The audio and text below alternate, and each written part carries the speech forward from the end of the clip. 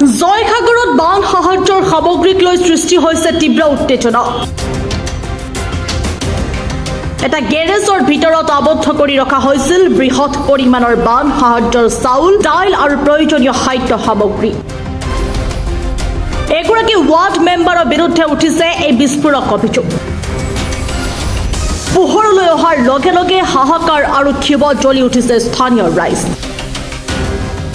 নিশা শিৱসাগৰ জিলাৰ ৰুদ্ৰসাগৰ পঞ্চায়তৰ অন্তৰ্গত 10 নং ৱাৰ্ডৰ ৰাইট আৰু ৱাৰ্ড মেম্বাৰ পাৰ্থপ্ৰতিম বৰাৰ মাজত সৃষ্টি হয় তীব্ৰ হতাহতি। খঙত একাকাৰ হৈ পৰে ৰাইট। পৰিস্থিতি নিয়ন্ত্ৰণৰ বাহিৰলৈ যোৱাত ঘটনাস্থলীত জৰুৰীভাৱে উপস্থিত হয় জয়সাগৰ আৰক্ষীৰ এটা দল।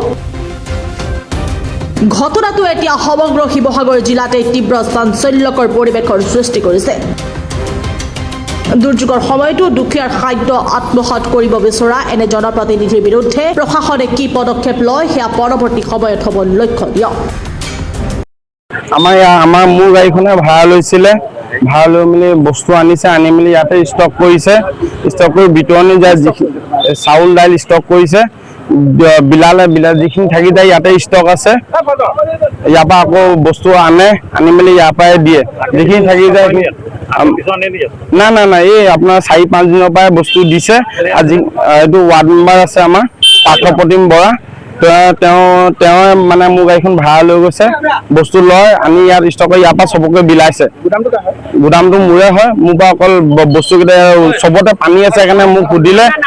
মোৰ নাম চেজাদ আহমেদ। চব জেগাত পানী আছে নে থব জেগা নাই কাৰণে মানকটালি বা মেডিকেলৰ মাজতে আছে।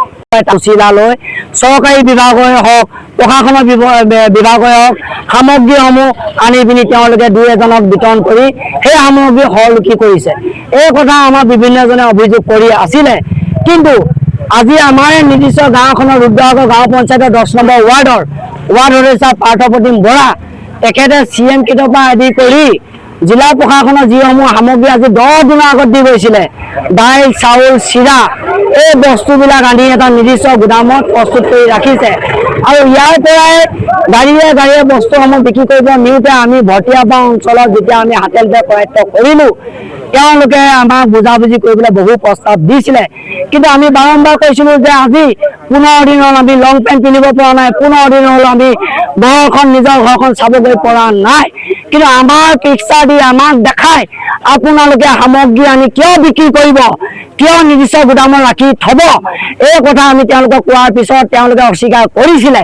কিন্তু পৰৱৰ্তী সময়ত তেওঁলোকৰ যেতিয়া আমি নিজেই প্ৰত্যক্ষ কৰিলোঁ, গুদামত গোটেই পাহাৰ সদৃশ গোটেই সামগ্ৰী এতিয়াও প্ৰস্তুত হৈ আছে।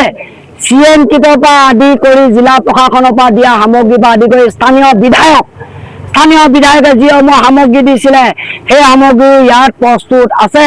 কিন্তু এইখিনি কিয় কোনে আনিলে ইয়াৰ উত্তৰ লাগিব। আৰু আমাৰ ৱাৰ্ডৰ মানুহখিনিক দেখাই পিনি তেওঁলোকে সামগ্ৰীসমূহ আনি 4জনক দি 40 জনৰ বস্তুসমূহ ইয়াত প্ৰস্তুত কৰি ৰাতি নিশা গোপনে বিক্ৰী কৰিব, এই কথা আমি মানি নলওঁ। শিৱসাগৰৰ পৰা মুছাবিৰৰ ৰিপৰ্ট, প্ৰাতঃ টাইম ডিজিটেল। শদিয়াৰ পৰা ধুবুৰীলৈ, বৰাকৰ পৰা ব্ৰহ্মপুত্ৰলৈ সকলোৰে মাজত চিনাকি এটা নাম প্ৰাতঃ টাইম। থলুৱা ভাষা, কৃষ্টি আৰু সত্য বাতৰিৰ আধাৰত প্ৰতিষ্ঠিত খবৰ প্ৰাতঃ টাইমৰ প্ৰতিটো বা বাতৰি পুংখানুপুংখভাৱে চাবলৈ Facebook, YouTube, website, Twitter, Instagram আৰু ব্লগাৰ পেজত লাইক আৰু ফ'ল' কৰক। ধন্যবাদ।